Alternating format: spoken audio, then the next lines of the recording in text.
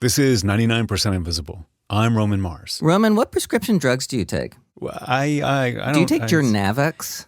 This is Sean Cole, everybody. He's an old friend of mine, a friend of the show. Or Extensor? Do you take Extensor? I don't think I want to discuss, Or Xiaflex? What is going on? Ask your doctor. Ask your doctor about Xdenvi. Ask your doctor about Nexplanon. Ask about Repatha. Ask about Nucala. Ask your doctor about Caplyta. Help see more of the light inside of me. Okay, Sean, why are we talking about this? So the reason I'm sitting here with you today can pretty much be boiled down to the Seinfeldian question, what is the deal with pharmaceutical brand names? It's like watching TV in the middle of the day can make you feel like you've had a partial stroke that's scrambled half the words on the screen, which is ironic considering that that's probably what some of the drugs they're advertising are supposed to prevent.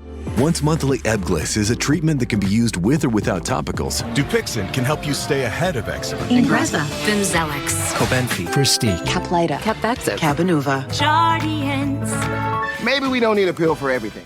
You can say that again, Kenan Thompson. But for managing weight, there's Wegovy, the first and only GLP-1. It's funny that Kenan did a real pharmaceutical ad, given that he was also in this Saturday Night Live sketch about a fake hormone supplement for women. There's a new drug for gals over 40. It's called the JJ. I think it's for Jordan. Whatever, just dance.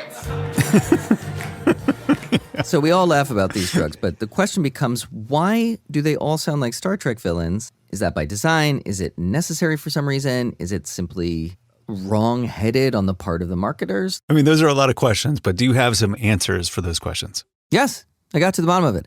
And I'll just say, underneath the noisiness of the names is not just a logic that you'd never guess is in operation.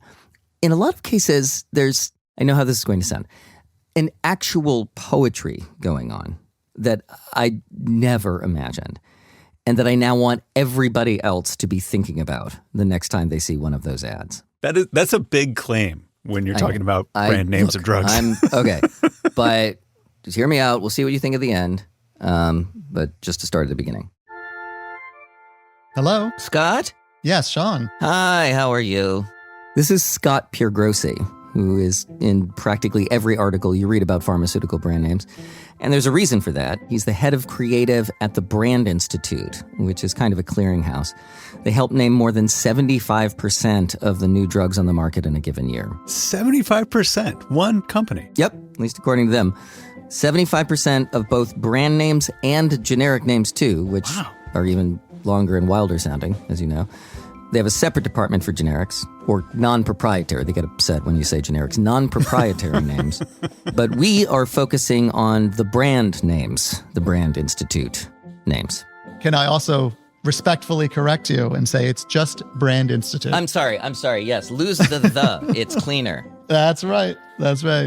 Scott's been at Brand Institute for more than 20 years. And I just asked him to, take me through the process from the beginning. Like, where did they even start naming a drug? Have you ever seen the movie Brain Candy? No. Should I? You should see it, absolutely. This is a Kids in the Hall movie. That's Kids in the Hall, the sketch comedy troupe from Canada. And Brain Candy was about a new antidepressant drug that came to market. But they have a scene where the marketing guy comes into the boardroom and he tells the story of how he thought of the name. Okay. I was driving around last night in my $62,000 car, and I'm trying to think up a name for the drug. And suddenly it hit me. The name? No, a bird had hit my windshield. When that happened, I got depressed. Not you, Cisco. Yeah, even me. But as soon as I got depressed, I got undepressed. Because as I was cleaning the gleaming guts of that bird off my windshield, I thought of the name for the drug. And he says, Gleamin-X. And everyone does like a slow applause. And it's the opposite of how it actually works. How it actually works is much more rigorous and time-consuming. They meet with the client, be it Pfizer or Ambien or whomever, kind of get a sense as to what they're thinking. And from there, Brand Institute assigns a small team to come up with an initial list of like 300 to 500 ideas on their own. 500 names. That's a lot of brainstorming for names that will not get used. It's amazing. It is. And at that point, the job is pretty much just figuring out which ones are actually viable and good enough to test out with the client. It's funny because clients will say, just give me an easy to pronounce name and we'll call this a win. And then we present a slide, let's say, of 25, and we'll be lucky if we get to retain 2 of them. Oh, and really? They are all solely easy to pronounce. And the client just like, meh, I just don't like it. And I'm like, but that's what you asked for. Just remember that. That's what you asked for. Because why don't they like those ones? Like, what is it when they say nah? They can't see it. They can't see it as the product. It doesn't fit. And how are they generating these ideas in the first place? Like when they're coming up with all these ideas, where are the ideas coming from? Well, historically, how it worked was everybody was just sort of foraging omnivorously anywhere and everywhere for different combinations of words and letters. Magazines, foreign language dictionaries, another company I read about, so not Brand Institute, but a competitor. So they sometimes leaf through cowboy dictionaries and surfer dictionaries. What's a cowboy dictionary? I looked it up. There's one from 1968 called Western Words by Ramon F. Adams. I see. A little horse is soon curried. Well, I'll take your word for it. Brand Institute has also started using an AI platform called Brandy, cute, that's just helping out with the initial phase of the process. Scott says a lot of the work is still done by humans. You might explore types of names like palindromes or anagrams. One of the more helpful exercises we do is we try to get the client to state, like if it's on the cover of Time magazine, for example, what would the headline say? And then we actually might even try to mold that expression into a name. Hang on, so you would try to take that sentence. Yeah, so let's say a drug alters your course in life, Altacourse. So that name is I want a drug that does that, by the way. If I could take Altacourse, boy, oh boy. Altacourse. Or they could look at the drug and say, okay, what is the hopeful outcome of taking this thing? And then explore that from a bunch of different angles. So for example, sleep aids. They could say, okay, this is a drug that helps you stay asleep through the night, or this is a drug that leaves you feeling refreshed in the morning. Same section of the drugstore, 2 different ways of looking at it. So for example, there's Lunesta, a drug that Scott's company named. The reason Lunesta works is because of the lunar imagery. The suffix esta has a inference of restorative sleep. As in siesta. Ah, okay. Very cool. See what they're doing there? But really the lunar is what anchored it, so nighttime sleep. Within the category, you have Ambien. What is Ambien? It's AMBN, good morning. So that's the good morning husband. Then you have newer products like Belsomra. That's a beautiful night's sleep with Belsomra. Belle, som is somnus, which is sleep in Latin. Then there's other sources of little name building blocks. They might grab a few letters from the generic name of the drug or the active ingredient. For example, bupropion hydrochloride. That's the active ingredient in the antidepressant Wellbutrin. And then sometimes the name is derived from the science of how the drug works. Right. A lot of cancer drugs are like that, Scott says, because the audience is really more the doctor than the patient in those cases. So oftentimes we want to highlight what's unique about that product from a scientific standpoint because that'll resonate with oncologists. And about half of new cancer therapies are derived from the mechanism of action, so the science behind the drug. That is what the drug is actually doing and to what part of you. So there's this one drug called Imdeltra. It's Imdellltra. Imdeltra is a DLL3 immunotherapy. well, of course. I mean, everybody knows about that. So the double L's and the tra suggesting 3 is so intentional to represent the mechanism of action of the product quite elegantly. And if Scott Piergrossi sounds ever so slightly defensive about the name Imdeltra, it's because another drug namer I talked to did not agree with him. It satisfies a meaning, but look how it looks, and that doesn't really look that good. Imdeltra. It's hard even to say. Okay, so who's this? I am Arlene Tech. I have worked in brand naming for 30 plus years, most of those naming pharmaceuticals. Arlene is kind of a legend in pharmaceutical branding. And once I learned a little bit about her and her background, I couldn't not reach out to her to get her perspective on how prescription drugs get their names. And does she sort of predate the Brand Institute style of naming? Yeah, she's like a OG. And unlike Brand Institute, with its teams of 15 people or whatever, the places Arlene's worked, people tend to tackle projects on their own.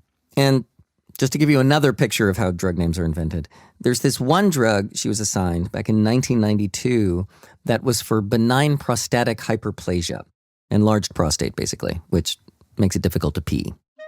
In trying to figure out what to name this drug, Arlene ran a focus group with a bunch of urologists. And this one doctor in particular said something that stuck with her. It was at the end of the group, and I asked the doctor, what's it like when the drug worked and the guy got well? And the doctor said, visualize a strong stream. A strong stream of urine. Yeah. So when I was home and I was writing the notes up, I thought to myself, well, a strong stream, that would be vigorous. And the first thing I could think of that was stream like that was Niagara. No. Yes. So I put vigorous plus Niagara equals Viagra. Oh my God. I know. I met the woman who named Viagra. She gave me her pen. I'm going to keep it forever and ever. But wait a second. But Viagra is for erectile dysfunction, not like the enlarged prostate that makes it hard for you to pee. So what is that about? It is. And this is where this naming business gets even more complicated. Super interesting trick of the industry, just to digress here for a second. So Arlene came up with the name Viagra for this drug to treat prostate enlargement. But for a lot of complicated reasons, they didn't end up using the name Viagra for that benign prostatic hyperplasia drug. And as far as Arlene knows, they just held on to the name. It's true that companies can bank names in certain circumstances and use them later when a better fit comes along. And around that same time, Pfizer was testing a completely different drug, which had nothing to do with the prostate. That drug was supposed to treat angina, which is chest pain due to a heart condition. And the test was very successful. Everybody was complying with it. And some of the guys came back and asked for more. Because, well, it didn't work very well for angina. It did have this crazy side effect. I think the medical term for it is lumpy trousers. And so they thought, well, that would be a much better way to sell this drug if it did that. And they tried to do the whole thing right. They tried to have a focus group. A focus group to name their new miracle erection drug. And the names that came up just weren't that good. And they were either too overtly sexual, and then some of the names were just not male enough. If you want to sell a drug to treat ED, it should have a pretty masculine name. And they just so happened to have the one that Arlene thought up stored away. So they went with that. So how does it feel to have named Viagra? Different. Different than having not named Viagra? Well, as my husband always used to say, I'm married to the Viagra woman. That could mean a lot of things. Yes, it could. Well, I have also told people that I have a one-word resume. You know, what's funny about that story is that it really is a lot more like that scene in the Kids in the Hall movie where the guy comes up with Gleeman-X. I mean, she was just like trying to think of a name for a drug, and then this thing happened, and it made her think of another thing, and it led her to the name Viagra. It really is much more like that, yeah. So why can't all drugs, you know, have that same approachability? Like Viagra is a very approachable name. Lunesta is an approachable name. But why aren't they still? Like when you started naming all these things like Skrillex or something, you know? Like Skrillex is a DJ. Okay. I think you mean Sky Rizzy. Okay, Sky Rizzy. And, you know, Wegovy, whatever. Like, how do we get to there? Okay, so just to start back in time a bit, even farther back from when Arlene named Viagra. So the big bang of pharmaceutical naming, as Scott Piergrossi calls it, comes in 1988 with the introduction of Prozac. That was the first real blockbuster name. It's short, punchy, and it was all about marketing, as opposed to even indicating what the drug did. It was what they now call a blank canvas or empty vessel type name. Obviously, it caught the public attention, it became a household word. The guy who named it, David Wood, is now in the Medical Advertising Hall of Fame. There's actually a Medical Advertising Hall of Fame. Of course there's a Medical Advertising Hall of Fame. Nice. David Wood died in 2007. And Arlene was really a protege of his. She worked really closely with him. Basically, I think he was trying to do a name that was semi-abstract. Everybody knew that the word pro meant something positive, you were for something, and the Zac was simply a syllable that woke people up. It's like zap, zang, zip. Well, the K sound on the end, Zac, had a sharpness to it. You know, a sharp sound might indicate something that was more targeted. So that year, 1988, only 17 drugs were approved by the FDA for therapeutic use. So 17 prescription drugs that needed brand names. And that number has just trended upward over the years. So last year, almost 50 new drugs hit the market. Number of letters in the alphabet, still 26. And why are there so many more drugs being approved now? Just sheer growth in the industry, for one thing. More and more drugs being developed, especially with cancer. There's a big push on that front. And then a few other reasons that, believe me, are too wonky even for this show. I'm going to try not to take that personally. Please don't. Meanwhile, the Scotts and the Arlenes of the world are trying to accomplish something that, in this climate, just gets harder and harder. I mean, in every case, they want to come up with something totally new, if they can manage it. A singularly unique name is the goal. Why? Trademarkability, for one thing, and just plain marketability. They want the product to stand out. But the main factor driving this ceaseless crusade for nominal innovation, Roman, is the FDA. Huh. And so why does the FDA do this? What are the rules? So two big things to focus on here. Number one, what a drug seems to be promising. The FDA doesn't want a name to sound like, oh, this is some miracle drug. So no big claims in the name. I'm sure you're familiar with Flomax. Sure. I don't remember what it does. Flomax is for BPH. That is benign prostatic hyperplasia, that same enlarged prostate condition that was the very first inspiration for the name Viagra. So maximum flow. Got it. Flow Max. Simple, right? Simple. So that name was approved in the late 90s, I believe. Mm-hmm. And that name is an example of one that probably today would be more challenged. Oh. Because, and this is me speculating, I have no data to say this, but based on the guidance, what is maximum flow, right? What is that? I know how to determine maximum flow. Go ahead. Pissing contest. Oh, geez. Sorry. Anyway, that's why Scott, when he talks about these drugs, he's pretty circumspect. He'll name a drug and then be like, it comes from this. I mean, if you were potentially able to extrapolate that connotation, because nobody wants to come right out and say take, you'll definitely sleep through the night at all. Oh, I see. It's on sale. They want some plausible deniability. Another thing the FDA very much wants to avoid is christening a new drug with a name that sounds or even looks too much like a drug that's already out there, which is a big deal in terms of our actual physical safety. Medication errors kill people, and sometimes it's because of that look-alike, sound-alike problem. And there's this sort of poster case that people point to regarding that kind of mix-up. There were two drugs. One was called Lasix, Lasix, which I believe was a diuretic. Mm-hmm. And the other one was called Losec, Losec, which helped people with ulcers and different types of heartburn. In short, this one patient was admitted to the hospital. This was the late 80s, early 90s. They had a lot of health issues, including an ulcer for which the doctor prescribed Losec. But the attending nurse gave her Lasix, and the patient ultimately died. So the FDA got involved and said, you got to change one of these names. And somehow it was decided that Losec would be the one to change. So Losec came to David Wood and said, we need this help. And David Wood realized that there was already a lot of investment in the name Losec. Doctors all knew it. And if there was too much change going on, doctors wouldn't recognize it, might not prescribe it. The company would lose sales. So what he did was he left Losec the same and added a 3-letter prefix. It became Prilosec. Oh.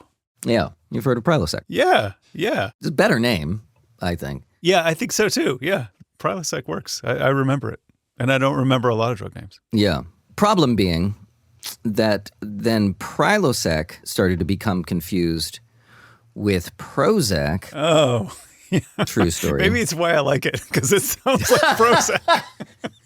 That's right. Also to point out, with the Lasix and Losic example, the doctor had written the prescription by hand, so it was a visual mix-up, which namers try to avoid by honing in on the physical shape of the name. It has to have ascending and descending letters. If it doesn't have that, it doesn't get approved. It has to have ascending and descending letters? Because other than that, the silhouette of the name would be flat. Describe this, the silhouette of a name. So if you picture like a city skyline reflected in a river, that's you can think of that's what the name looks like, right? There's skyscrapers and they're little low warehouses. And these are all built out of lowercase letters. And you have letters that stick up. Like L, T, and H. Letters that stick down. Like P, Q, and G. And letters that are flat, like A, E, S, and all that sort of thing. Yeah. And if that silhouette was just a flat thing like that, that's easily confused. There are too many other flat things like that. So you have to have, the silhouette would have something that goes up someplace, something that goes down someplace, and then you get a different perceptual silhouette.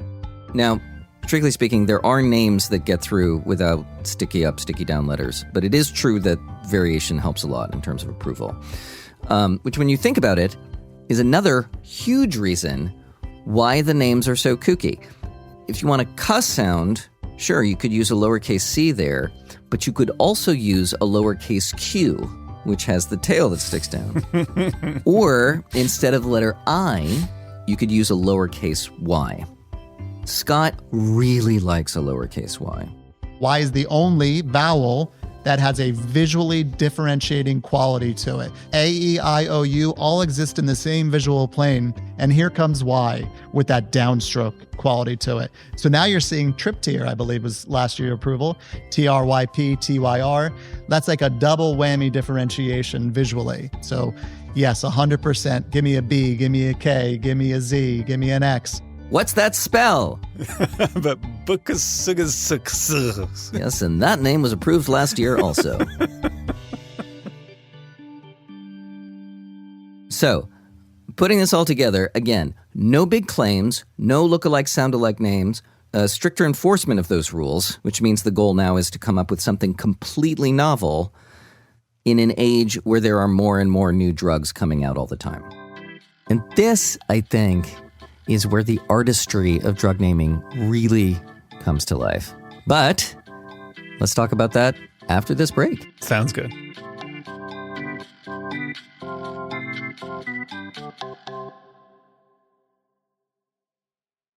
Ready to give your home a style refresh? Article makes it easy to create a stylish, long-lasting home at an unbeatable price. They offer a curated selection of mid-century modern, coastal, and Scandi-inspired pieces that will make a perfect addition to your home. All Article collections are carefully curated, focusing solely on high-quality, meaningful pieces that will stand the test of time.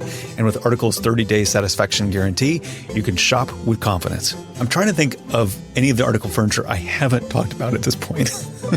I have couches. I have dining room sets. I have sideboards. I have, what do you call it, a media center? Thing that you put a TV on? Side tables, end tables, chairs. All of them are still in heavy use in my house, and all of them have held up great. Article is offering our listeners $50 off your first purchase of $100 or more. To claim, visit article.com/99 and the discount will be automatically applied at checkout. That's article.com/99 for $50 off your first purchase of $100 or more. This episode is brought to you by Progressive, where drivers who save by switching save nearly $750 on average. Plus, auto customers qualify for an average of 7 discounts. Quote now at Progressive.com to see if you could save. Progressive Casualty Insurance Company and Affiliates. National average 12-month savings of $744 by new customers surveyed who saved with Progressive between June 2022 and May 2023. Potential savings will vary. Discounts not available in all states and situations. This podcast is brought to you by Squarespace. Squarespace is an all-in-one website platform that helps you stand out online. Whether you're just getting started or growing your business, it's got everything you need, from securing your domain to building a professional site and showcasing your work, all in one place. Bring your vision to life with AI-powered design or curated templates, plus flexible editing tools that help you create something that truly reflects your style. No experience needed. Squarespace makes it easy to share your work, book clients, and get paid with built-in tools for scheduling, invoicing, and email all in one place. I've had a Squarespace site, romanmars.com, for 12 years or so, and the key for me isn't that it was easy to build, although it was, is that it's easy to maintain. It never gives me any trouble at all. It's great. Head to squarespace.com/invisible for a free trial, and when you're ready to launch, use offer code INVISIBLE to save 10% off your first purchase of a website or domain. If you run a small business, you know that connectivity is what keeps that business running smoothly behind the scenes. AT&T Business is a reliable provider for small business owners. For Small Business Month, they celebrate small businesses by helping them run better. That means reliable uptime, easy switching, and smart communications. Connectivity keeps everything moving, from communication to transactions to daily workflows. AT&T Business is designed to be a reliable provider, helping small businesses stay up and running without added stress or disruption. Powered by AT&T Business. Built to work. Get AT&T Business at business.att.com. Okay, we are back. And Sean, one of the things that I've been wondering for the sort of Scotts and Arlenes of the world, do they really know how much people are scratching their heads and maybe laughing at these funny sounding names that they've come up with? They do. Okay. They do. I talked about that a lot with Scott. I even went down the list of last year's approved names with him and was like, this one's crazy. And these are drugs that Brand Institute named. And I'm like, are you aware that people are comparing these names to sci-fi characters? That is absolutely something that we hear, but understand that where we are is the result of there being 26 letters in the alphabet, right? And you have to combine them in a way that is distinctive and differentiating and contending with this path to a global regulatory approval for the same name across the world. And this is oftentimes the type of names that come out of that process. So that's why I don't get too offended when people say, they joke about drug names. It's like, I completely get it. It's like a couple gut punches, but then you get over it, right? Because as a creative, you want your work to be lauded and everyone to love it. And you do get names that come out and they're like instant hits. People love saying them. And then you get other ones where nobody even wants to say it. But that's all just part of the job. And it is a job. But like I was saying at the beginning, there's also this distinct artistic and even poetic aspect to it that I wasn't expecting, that I think is apparent in some of the things we've talked about already, but especially as regards Arlene, because Arlene, as well as inventing drug names, writes haikus. Oh, she's a poet. She's a poet. As are you. You're a poet. As am I. And at first, she insisted that her drug naming and her haikuing have nothing to do with each other. But finally she conceded that yes, in both pursuits, the sound of the thing is really important, the tonality. You should read your haikus out loud when you're writing them, she says, and you should do the same with a drug name. It has to feel like it fits in your mouth. It has to flow in conversation. So when you tell somebody, I am taking Viagra, that's an easy sentence to say, not awkward. It's not like you're going to try to say, I am taking Imdeltra. God, she really hates the name Imdeltra. She really does. What I would do is I would sort of sing them to myself. Sing them? Sure. If a name can sing for you, if it's easily singable, that means it's easily pronounceable. And you're saying literally sing. Well, not like operatic. But Tugeo. I see. Is that a real drug name that she's singing, Tugeo? It's an insulin shot for diabetics. Huh. And it's with Tugeo that I think you can really see the poetical nature of Arlene's thinking when she sits down to name a drug. So explain what you mean. So the thing about Tugeo is that it's longer lasting than a similar drug that came before it. Instead of 24 hours, it's effective for like 30 hours, give or take. And as Arlene and her team were brainstorming, they developed this, they do this sometimes, they developed a prompt. They call it a platform, this prompt to riff off of. And the prompt was, your friend for life. And from there, Arlene unspooled this whole story in her head, a kind of romantic story about young people, young adults, just beginning their adult lives. Imagine, especially when they're going out to working in their first jobs and they're meeting new people, there's always the idea of after work, the spontaneous sexual flirtation. But if you're worried about having to take your next insulin shot, you can't be spontaneous. Unless, again, that shot lasts long enough to give you the freedom to stay out later. So that if somebody wanted to go on a date after work, they'd simply have to get home before 4 o'clock in the morning or something like that to get their shot.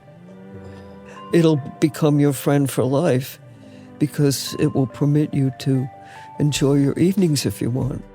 Toujeo came from the Haitian Creole word toujours, T-O-U-J-O-U, which came originally from the French word toujours, which means all the days, always.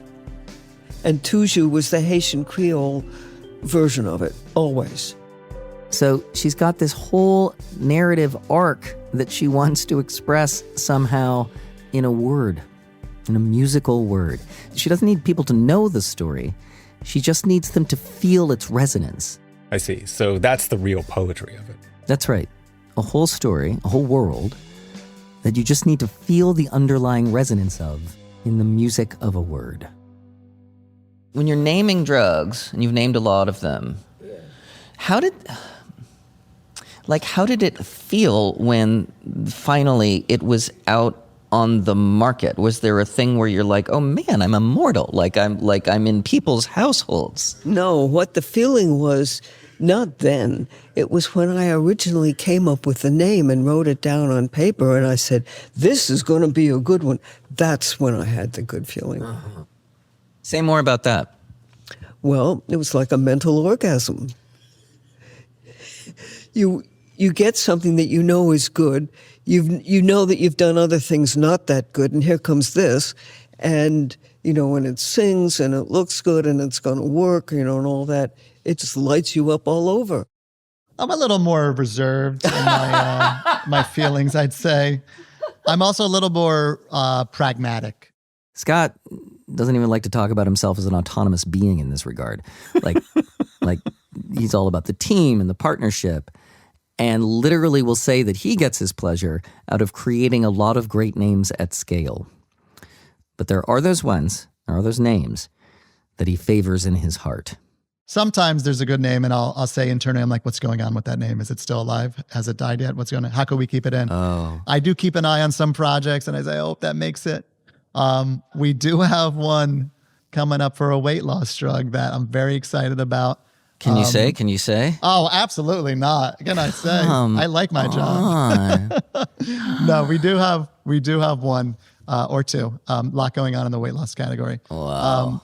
But I hope it works. We're waiting regulatory feedback. So it's still like up in the air. Mm-hmm. And I have a jingle in my head for it too. So dude, if this name passes, I am so going to ask you.